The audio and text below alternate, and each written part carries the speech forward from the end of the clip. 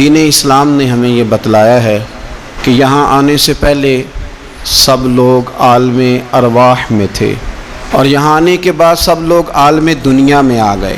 اس کے بعد جو آخری جہان ہے وہ عالم آخرت ہے، لیکن عالم دنیا اور عالم آخرت کے بیچ جو جگہ ہے اسے عالم برزخ کہا جاتا ہے۔ برزخ کا معنی تو پردے اور آڑ کے ہوتے ہیں، لیکن برزخ اس زندگی کو کہتے ہیں جو مرنے سے شروع ہو جاتی ہے اور قیامت کے قائم ہونے تک وہ زندگی انسان کے ساتھ رہتی ہے، اسے عالم برزخ کہا جاتا ہے۔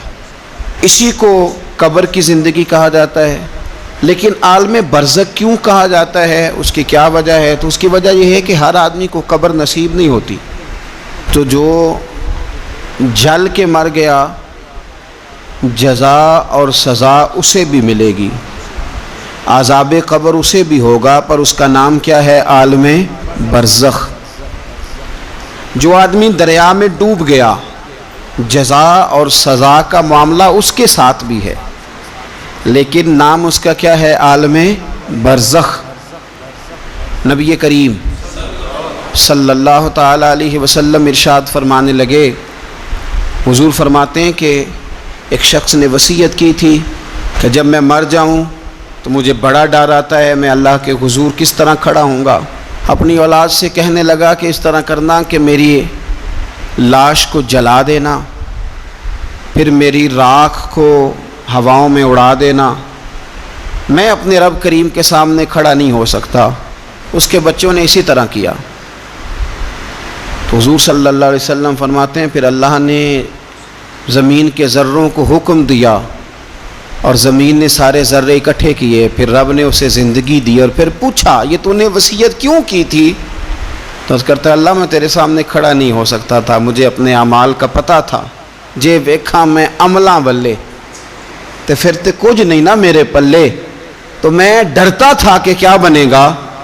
تو رب فرمائے گا فرشتوں میرا بندہ سچ کہتا ہے، اسے میرے فضل سے جنت عطا کر دو۔ تو اللہ ذروں کو بھی جمع کرے گا، ہواؤں میں، خشکیوں میں، سمندروں میں، مرنے کے بعد انسان جہاں بھی ہوگا اسے جزا اور سزا کا معاملہ وہاں ملے گا۔ اب عذاب قبر جو ہے، قبر کے اندر جو انسان کا عذاب ہے تو وہ بھی عالم برزخ کا عذاب ہے۔ میرے رسول کریم صلی اللہ تعالی علیہ وسلم نے نا کچھ چیزوں سے پناہ مانگی ہے، خود حضور نے، خود نبی پاک صلی اللہ علیہ وسلم رسول کریم علیہ السلام نے پناہ مانگی۔ حضور فرمانے لگے اے اللہ مجھے کنجوسی سے، بخیلی سے پناہ عطا فرما، اور حضور نے باقاعدہ پناہ مانگی ہے کہ اے اللہ مجھے ارذل العمر ہونے سے پناہ میں رکھ، جب عمر اتنی زیادہ ہو جائے کہ وجود کے حصے کام کرنا چھوڑ جائیں، اس سے پناہ مانگی۔ اور خود میرے نبی پاک علیہ السلام نے قبر کے عذاب سے پناہ مانگی۔ یہ تعلیم امت کے لیے کہ تم بھی پناہ مانگو عذاب قبر سے۔ قبر کا عذاب برحق ہے،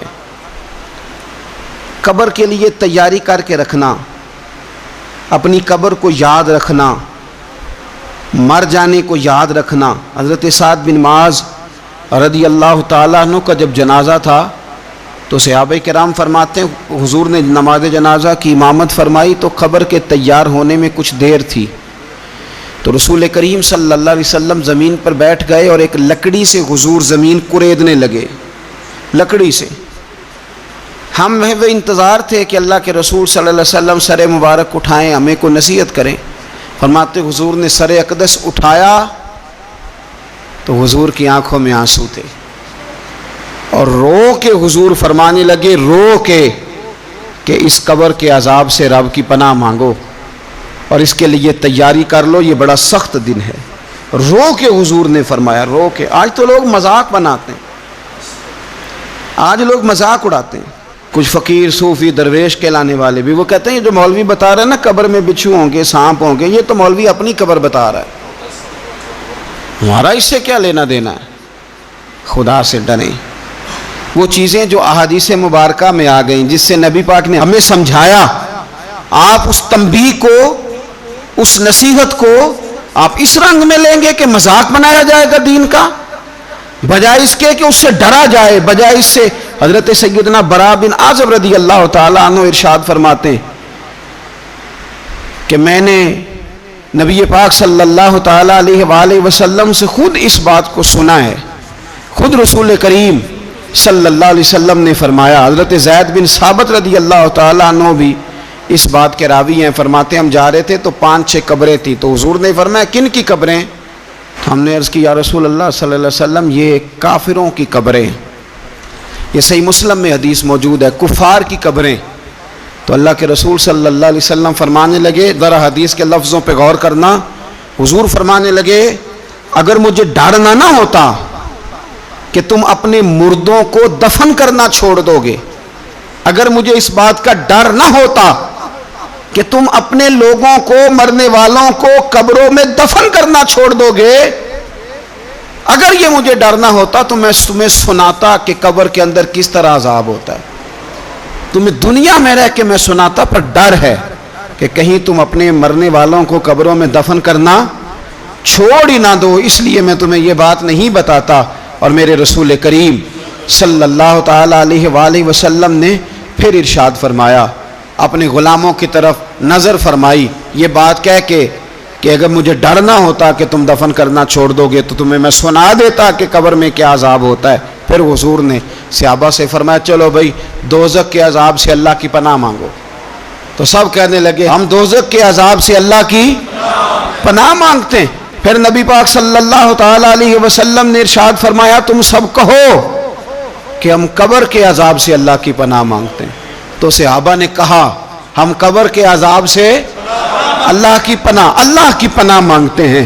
پھر میرے رسول پاک علیہ الصلوۃ والسلام نے فرمایا تم کہو، سارے یہ کہو کہ ہم ظاہری اور باطنی فتنوں سے اللہ کی پناہ مانگتے ہیں۔ تو صحابہ نے کہا کہ ہم ظاہری اور باطنی فتنوں سے اللہ کی پناہ مانگتے ہیں۔ پھر میرے محبوب علیہ السلام نے فرمایا تم کہو کہ ہم دجال کے فتنے سے اللہ کی پناہ مانگتے ہیں۔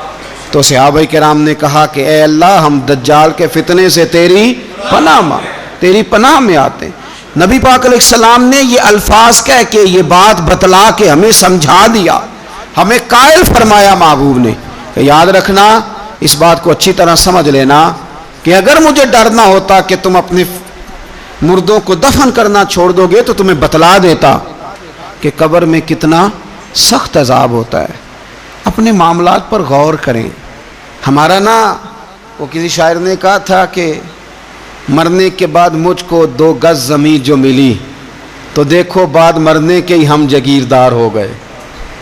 تو اصل تو جاگیر وہی ہے اور طے ہے، جتنا مرضی اے سی لگا کے کمرہ ٹھنڈا کر لیں، ٹائل پتھر لگا کے اس کو آپ صاف ستھرا کر لیں، اور آپ اٹھنے کی بھی تکلیف نہ کریں، ریموٹ کنٹرول کے ساتھ ہر چیز اپنے کمرے کی آپ کنٹرول کر لیں، پورا ہوادار کر لیں، لیکن آپ بچیں گے تب نہ جب قبر جنت کے باغوں میں سے باغ بنے گی۔ اگر وہ جنت کے باغوں میں سے باغ نہیں بنتی تو پھر فائدہ نہیں ہے۔ میرے رسول کریم صلی اللہ تعالیٰ علیہ وآلہ وسلم کے پیارے صحابی حضرت عثمان غنی رضی اللہ تعالیٰ عنہ فرماتے ہیں، یہ سنن ابو داؤد شریف کی حدیث ہے کہ حضور نے فرمایا جب میت کو دفن کر کے فارغ ہو جاؤ تو اس کی قبر پر کھڑے رہو۔ خود حضور بھی قبر پر کھڑے رہتے دفن کرنے کے بعد، اور فرماتے اس کے ثابت قدم رہنے کی دعا کرو، اس لیے کہ اب اس سے سوال و جواب ہوں گے، اب فرشتے اس کی قبر میں آئیں گے، اب اس سے پوچھیں گے، اب اس کے ساتھ وہ امتحان ہوگا، تو اس کے لیے دعا کرو، قبر پہ کھڑے ہو کے دعا مانگو۔ ایک حدیث میں فرمایا کہ اتنی دیر دعا مانگو کہ جتنی دیر اونٹ ذبح کر کے کھال اتار کے گوشت بنا کے، اونٹ ذبح کرنا سب سے زیادہ مشکل ہے، اونٹ ذبح کر کے کھال اتار کے گوشت بنا کے بانٹ دیتے ہو، اتنی دیر مرنے والے کی قبر پہ کھڑے رہ کے دعا مانگا کرو، کیونکہ اب فرشتے آئیں گے، سوال و جواب ہوگا۔ تو عذاب قبر، مصنف عبد الرزاق میں حدیث ہے کہ ایک بندے کو صرف 1 کوڑا مارا گیا تھا قبر میں، 1 کوڑا، 1 درہ، تو اس کی ساری قبر میں آگ بھڑک اٹھی تھی۔ تو پوچھتا ہے کہ یہ 1 کوڑا مجھے کیوں مارا گیا؟ تو انہوں نے کہا ایک وجہ تو یہ تھی کہ تو پاکی پلیدی کا خیال نہیں کرتا تھا، اور دوسری وجہ یہ تھی کہ ایک دفعہ ایک مظلوم نے تجھ سے کہا تھا میری مدد کر، اور تو مدد کرنے پہ قادر تھا، تیرے اندر ہمت تھی، پر تو اس کی مدد کے لیے تیار نہیں ہوا۔ وہ ہمارا مشہور فکر ہے نا کہ سانو کی لگے، پرائی لڑائی پرائی آگ نو اسی گھر کیوں لے آئیے۔ تو وہ جو ہمارا خاص معاملہ ہے نا کہ کسی کی مدد نہیں کرنی، وہ ہمیں خراب کرتی ہے، وہ ہمیں خراب کرتی ہے، ہمارے حالات بگڑ جاتے ہیں۔ ہم مدد کرنے پہ قادر ہوتے ہیں پر کسی مظلوم کی مدد، ایک کوڑا لگا تو پوری قبر میں آگ بھڑک اٹھی۔ عذاب قبر سے اللہ کی پناہ مانگی جائے، ڈرا جائے، اور آخرت کے لیے قبر کے لیے تیار۔ قرآن مجید نے کہا وَإِذَا الْقُبُورُ بُعْثِرَتْ، جب قبریں کریدی جائیں گی نا تو عَلِمَتْ نَفْسٌ مَا قَدَّمَتْ وَأَخَّرَتْ، پھر ہر جان لے گی کہ اس نے آگے کیا بھیجا اور پیچھے کیا چھوڑا۔ میرے عزیز، اپنی قبر کے لیے، اپنی آخرت کے لیے فکر کریں، تیاری کریں۔ مولا رومی ایک بڑی خوبصورت مثال دیتے ہیں اور بڑے شاندار انداز میں بات سمجھاتے ہیں۔ وہ کہتے ہیں مصر کے اندر نا ایک رواج تھا کہ وہ سال کے آخر میں، سمجھ لیں ذی الحج کے آخری دن، یا جس طرح آج کل لوگ جنوری فروری سے کام چلاتے ہیں، تو وہ دسمبر کی آخری تاریخ کو نا پچھلے بادشاہ کو معطل کر دیتے تھے، اور یکم تاریخ کو وہ جا کے دریا کے کنارے کھڑے ہوتے تھے تو کشتی آتی تھی، جو پہلا آدمی اترتا تھا اسے بادشاہ بنا لیتے تھے۔ پورا سال اس کی بات مانتے اور سال کے آخر میں جا کے پھر اس کو جنگل میں، جہاں جنگل میں درندے تھے، جھاڑیاں تھیں، خوفناک جگہ تھی، وہاں جا کے چھوڑ آتے تھے، درندے اسے پھاڑ ڈالتے۔ تو ایک سال ایک دانشمند آدمی اترا، وہ تو اس کو انہوں نے کہا کہ بھئی تو ہمارا بادشاہ ہے۔ انہوں نے کہا یہ کیا بات ہوئی؟ تو بادشاہ ہوں تو کیا مطلب؟ انہوں نے کہا جی ہمارا اصول ہے، پورا سال تیری بات مانیں گے، سال کے بعد جنگل میں چھوڑ آئیں گے۔ کہنے لگا سال تو بات مانو گے نا؟ نے کہا ہاں۔ کہنے لگا اچھا پھر سب سے پہلے مجھے وہ جنگل دکھاؤ جس میں تم نے آخر میں چھوڑ کے آنا ہے۔ پہلے مکان کے پہلے سوسائٹی میں گھر کے پہلے قبرستان کی طرف حاضری۔ قرآن پاک کی جو ترتیب ہے نا موت و حیات کی، پتہ کس طرح؟ الذی خلق الموت والحیات، وہ رب جس نے موت اور زندگی پیدا کی۔ قرآن زندگی کا ذکر بعد میں کرتا ہے، موت کا ذکر ہے۔ تو ملا رومی کہتے ہیں وہ آدمی کہنے لگا پہلے دکھاؤ نا کہاں سال کے بعد لے کے جاؤ گے۔ تو انہوں نے جا کے وہ جگہ دکھائی، اس جنگل میں سال کے بعد ہم نے آپ کو لے کے آ کے چھوڑنا ہے۔ تو کہنے لگا ختم ہو گئی بات، اسی جنگل میں چھوڑو گے نا، کوئی اور تو نہیں؟ کہا جی اسی میں چھوڑیں گے۔ کہنے لگا بالکل ٹھیک ہے۔ پہلا حکم تخت پہ بیٹھتے اس نے یہ کیا کہ جنگل کے اندر جتنی خاردار جھاڑیاں ساری کاٹ دو، اس جنگل میں جہاں آخر میں جانا ہے وہ ساری جھاڑیاں کاٹ دیں۔ پھر کہنے لگا جتنے درندے ہیں نا جہاں وہ سارے مار دو، درندے مار دیے۔ کہنے لگا اب ہل چلاؤ، کیاریاں بناؤ، پھول لگاؤ، گلاب لگاؤ، چنبیلی لگاؤ، کرو اس کے اندر خوشبوئیں۔ وہ سارا سال وہ باغ کی تیاری کرتا رہا۔ سال کے بعد انہوں نے چارپائی پہ باندھا، جب اس باغ میں لے کے جا رہے تھے تو پرانے بادشاہ کہتے تھے نہیں میں نے نہیں جانا، چھوڑ دو، اتار دو، معاف کر دو۔ یہ پتہ کیا کہہ رہا تھا؟ کہہ رہا تھا عجلونی، ذرا جلدی کرو، ذرا جلدی کرو، جلدی کرو، مجھے لے جاؤ قبر میں اور جلدی سے مجھے وہاں چھوڑ کے آؤ جنگل میں۔ کیوں بھلا؟ اس لیے کہ اس نے فارغ بیٹھ کے موج نہیں کی، اس نے اپنی آخری جگہ کے پھل پودوں کی تیاری کی۔ او میرے بھائی، ہمارے پاس پیسہ آتا ہے تو گاڑی نہیں آتی ہے، اگر تھوڑا پیسہ زیادہ بڑھ گیا تو چلو وہاں بھی پلاٹ لے لو۔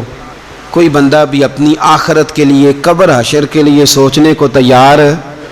جتنے مکان آپ نے بنانے ہیں نا، بچوں نے بعد میں لڑنا ہے، انہوں نے کہنا کارنے والا ابا مجھے کہہ گیا تھا کارنر والا تیرا ہے، نے کہا تھا مجھے ابا جی، مجھے کہہ گئے تھے کہ تم پہلے بڑا ہو گیا تھا، تو کمائی کرنے لگ گیا تھا، لہذا یہ سارا تیرا ہی ہے۔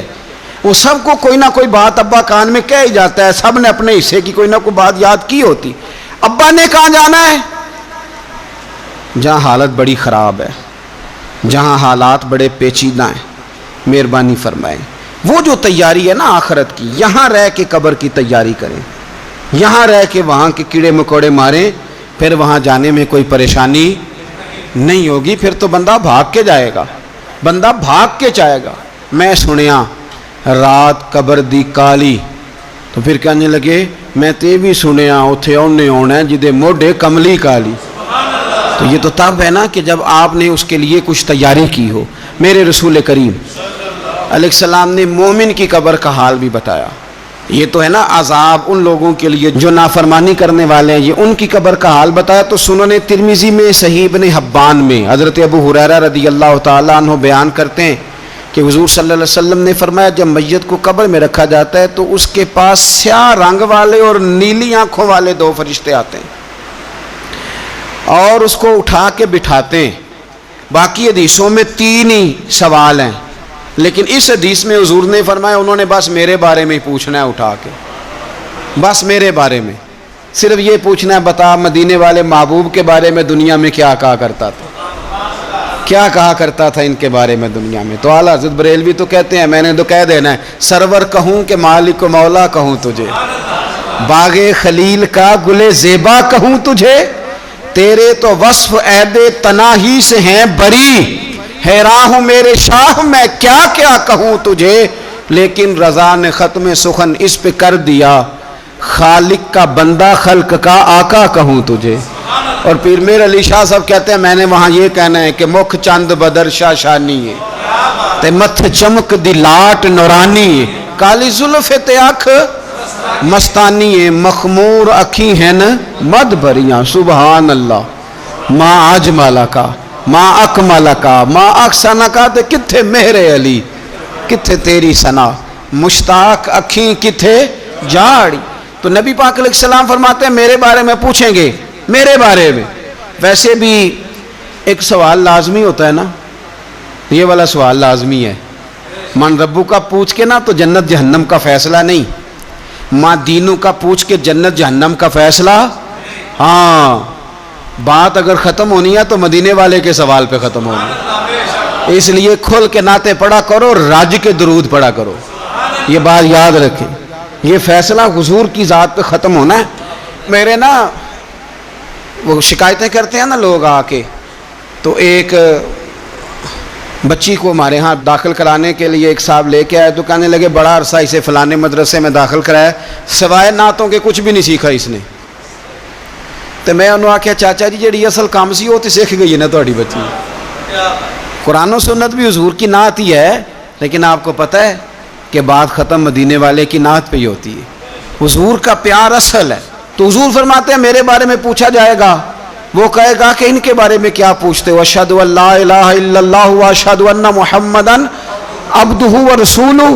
تو فرماتے ہیں پھر اسے نا ایک طرف کھڑکی کھولی جائے گی تو جہنم کا دروازہ دکھایا جائے گا اور اسے کہا جائے گا اگر تو سوالوں کے صحیح جواب نہ دیتا تو دوزخ میں جاتا، لیکن اب تو نے صحیح جواب دیے ہیں۔ تو حضور فرماتے ہیں اس کی قبر 70 گز چوڑی اور 70 گز لمبی کر دی جائے گی۔ کتنی جی؟ مسجد میں اے سی والے حال میں جگہ مل جائے تو بندہ بڑا سکھی رہتا ہے، اور صبح جائے بینک اور پہلی لائن میں موقع مل جائے تو بندہ بڑا سکھی رہتا ہے کہ میرا جاتے ہی کام ہو گیا۔ او خدا کے بندے، قبر بندے کی قبر، مکان اچھی سوسائٹی میں اچھا خستہ اور سستا مل جائے تو بندہ کہتا ہے کہ سودا بڑا واردہ لب گیا، بھائی بڑا کمال ہو گیا، مزہ نہیں آ گیا۔ قبر 70 گز لمبی اور 70 گز چوڑی، اور یہ ترمذی شریف پڑھ رہا ہوں، بڑی مزیدار حدیث۔ نبی پاک صلی اللہ علیہ وسلم فرمانے لگے پھر اس کی قبر کو نور سے بھر دیا جائے گا۔ حضور کو پہچان گیا نا، قبر نور سے بھر دی گئی اور جب 70 گز لمبی کر دی گئی تو بڑے پیارے لفظ ہیں حدیث کے۔ حضور فرماتے ہیں وہ بندہ پھر فرشتوں سے ایک بات کہے گا، عربی میں بھی ہے اردو میں بھی ہے، پر میرا دل کرتا ہے پنجابی میں بتاؤں۔ وہ نا فرشتوں سے وہ بندہ کہتا ہے جب قبر ہو گئی نا 70 گز لمبی 70 گز چوڑی اور نور سے بھر گئی، قربان جائیں، حضور فرماتے ہیں وہ مردہ وہ جو قبر میں پہنچا ہے، جب اس کی قبر کو یہ شان ملتی ہے تو فرشتوں سے پتہ کیا کہتا ہے؟ کہتا ہے میں گھر نہ دسا وہاں جا کے، یہ ذرا گھر نہ بتاؤں دوڑ کے، یہ ذرا میں اپنے گھر بتاؤں باقی کہ اللہ نے بڑی خیر کر دی، اپنی اماں نو دسا وہاں، اپنی اماں نو میں بچوں کو بتا کے آؤں کہ موج بن گئی ہے، میں بتاؤں اپنی بیوی کو، بتاؤں اپنے بہن بھائیوں کو، میں کار نہ دسا وہاں۔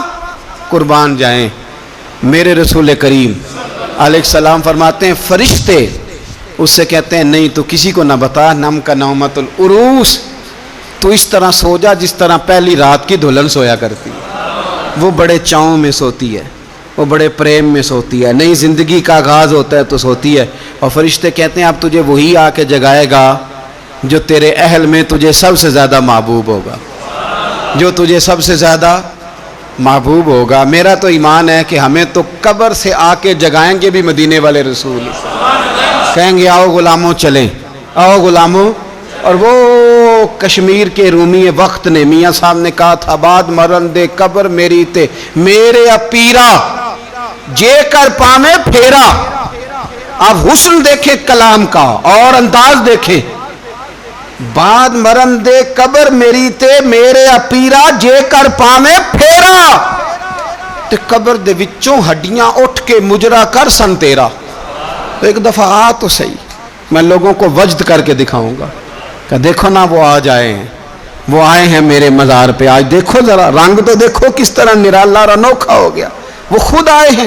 مومن کی قبر جنت کا باغ بنے گی، اسے نوازا جائے گا، اسے دیا جائے گا، اسے عطا کیا جائے گا، اسے کہا جائے گا تو سو جا، تو نیند پوری کر، نیند پوری کر۔ میرے عزیز کچھ لوگ ایسے ہیں جن سے عذاب قبر ہوگا ہی نہیں۔ میرے رسول کریم صلی اللہ تعالی علیہ وسلم نے ارشاد فرمایا کہ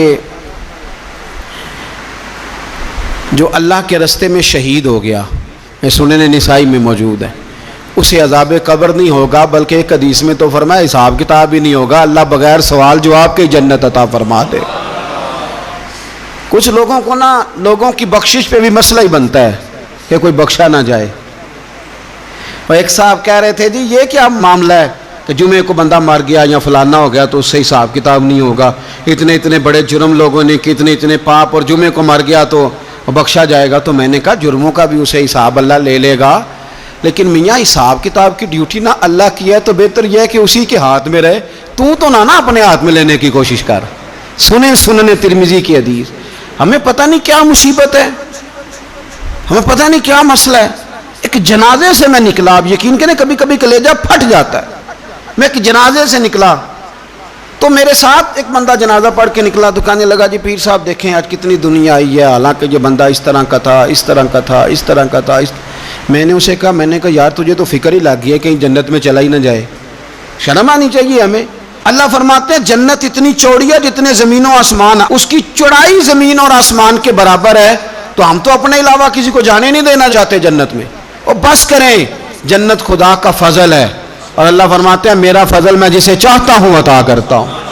یہ سنن ترمذی کی حدیث، اور اس کے راوی حضرت عبداللہ ابن عمر رضی اللہ تعالیٰ عنہ، نبی پاک علیہ السلام نے فرمایا جو مسلمان جمعے کے دن یا جمعے کی رات کو فوت ہو، اس کو اللہ تعالیٰ قبر کی آزمائش سے محفوظ رکھتا ہے۔ جو جمعے کی رات فوت ہو جائے یا جمعے والے، یعنی جمعے رات اور جمعے کی درمیانی رات چلا جائے یا جمعے والے، تو اللہ اسے عذاب قبر سے، تو میرے عزیز جو بندہ شہید ہو اس سے عذاب قبر نہیں ہوتا، جو آدمی جمعے کے دن یا جمعے کی رات چلا جائے اسے بھی عذاب قبر نہیں ہوتا۔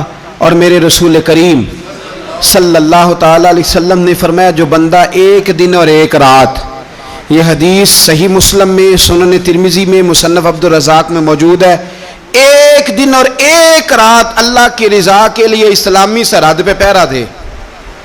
میں اور آپ سوئے ہوئے ہیں، لیکن وہ لوگ جو فوجی بارڈروں پہ کھڑے ہیں، دیکھو مدینے والے محبوب کس کس پہ کرم فرماتے ہیں۔ ساری عمر نہیں، 24-25 سال کی سروس نہیں، فرمایا ایک دن اور ایک رات اللہ کی رضا کے لیے جو اسلامی سرحد پر پہرا دے، مسلمانوں کو کافروں سے بچائے، رب اسے عذاب قبر نہیں دے گا، اسے اللہ تعالیٰ اپنے فضل سے معاف فرما دے گا۔ ایک رات اور ایک، تو آپ کیا سمجھتے ہیں کہ ان فوجیوں کی کوئی چھوٹی شان ہے، ان کا کوئی چھوٹا مرتبہ ہے؟ ایک دن اور ایک رات اگر یہ پہرا دیں تو اللہ انہیں اتنا انعام عطا کرتا ہے۔ اسی طرح سن لو، یہ ذرا غور سے سننا، ابن ماجہ کی حدیث، اور اس کے علاوہ مسند ابو یعلا میں موجود حدیث کے راوی حضرت ابو ہریرہ رضی اللہ تعالی عنہ، حضور صلی اللہ تعالی علیہ وسلم نے فرمایا جو شخص بیماری سے فوت ہوا، جو شخص، قربان جاؤں میرے محبوب نے بیماری کا نام ہی نہیں لیا، فرمایا کوئی بھی بیماری ہو، فرمایا جو آدمی بیماری سے فوت ہوا اللہ اسے شہادت کی موت عطا فرمائے گا۔ اور وہ عذاب قبر سے اور قبر کے امتحان سے بھی محفوظ رہے گا. اور حضور فرماتے ہیں اس کو صبح اور شام جنت کے باغوں میں سے رزق دیا جائے گا. جو کسی بھی بیماری سے مرا، لوگ کہتے ہیں دیکھو جی بڑا تنگ ہو کے دنیا سے گیا ہے، تو اس بندے کو بھی عذاب قبر نہیں ہوتا. اسی طرح جو بندہ سورہ ملک پڑھتا ہے، سنن ترمذی میں حضرت ابن عباس سے روایت ہے کہ حضور صلی اللہ علیہ وسلم کے ایک صحابی نے ایک جگہ خیمہ لگایا تو وہاں سورہ ملک پڑھنے کی آواز آتی، کوئی بندہ پڑھنے والا نظر نہیں آتا تھا. جب حضور کی بارگاہ میں عرض کیا تو فرمایا وہاں قبر تھی اور قبر کے اندر بیٹھ کے میرا صحابی سورہ ملک کی تلاوت کر رہا. اگر ہمیں خسرہ نمبر یاد ہو جاتا ہے نا اپنی جگہ کا، اور ہمیں پتہ ہوتا ہے کہ میرے والا حصہ کتنے کروڑ کا ہے، اگر ساری کہانیاں ہمیں یاد ہوتی ہیں تو سورہ ملک بھی ہمیں یاد ہو سکتی ہے. موبائل پہ اس کو ریکارڈ کر لیں، پھر اس کو سنیں کبھی بھی سورہ ملک میں. اور ہمارے سلسلہ عالیہ میں تو سورہ ملک وظیفہ ہے. ہمارے الوظیفۃ الکریمہ میں اعلیٰ حضرت نے لکھا ہے کہ رات کو سورہ ملک اور سورہ یاسین کے بغیر سونا نہیں. سورہ ملک اتنی شاندار صورت ہے کہ نبی پاک صلی اللہ علیہ وسلم نے فرمایا یہ قیامت کے دن اللہ کی بارگاہ میں ناز سے جھگڑا کرے گی اور کہے گی اے اللہ یہاں تو میرے پڑھنے والے کو جنت عطا فرما یا مجھے قرآن پاک سے علیحدہ کر دے. تو رب کریم پھر اپنے فضل سے پڑھنے والے کو جنت عطا کرے گا. اللہ کریم ہمیں سمجھنے کی توفیق عطا کرے. آخر دعوانا الحمدللہ.